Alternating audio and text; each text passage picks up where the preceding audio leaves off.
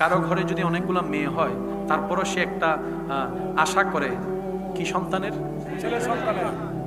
যদিও করাটা ঠিক নয়, এই করাটা ঠিক নয়। কেন নয়?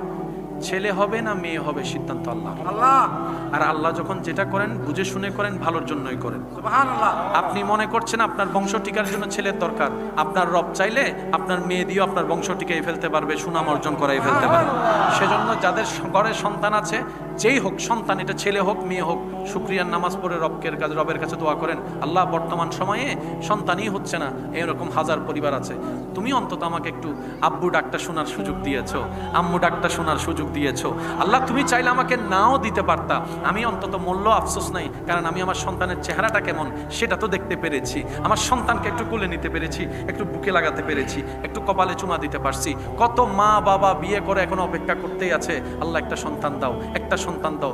যারা এক সময় মানুষ চিন্তা করে মেয়ের দরকার নাই, পুত্র সন্তানের দরকার, যাদের সন্তান হচ্ছে না তাদেরকে একবার জিজ্ঞেস করেন, ওনারা বলবে বাবা ছেলের দরকার না, একটা মেয়ে হলো দেন, আল্লাহ একটা মেয়ে হলো দেন, একটা মেয়ে হলো দেন। আমি মা ডাকটা শুনতে যাচ্ছি, আমি আব্বু ডাকটা শুনতে যাচ্ছি, আমি বাবা ডাকটা শুনতে যাচ্ছি। সেজন্য বুদ্ধিমানরা আল্লাহর ফয়সালায় কখনো নারাজ হয় না। তারা কি বলে জানেন? আমি তো চাইলে কিচ্ছু হবে না, আমি চাইলে দিন কিংবা রাত হবে না, কিন্তু আমার রব যদি চাই রাত দিন হয়ে যেতে পারে।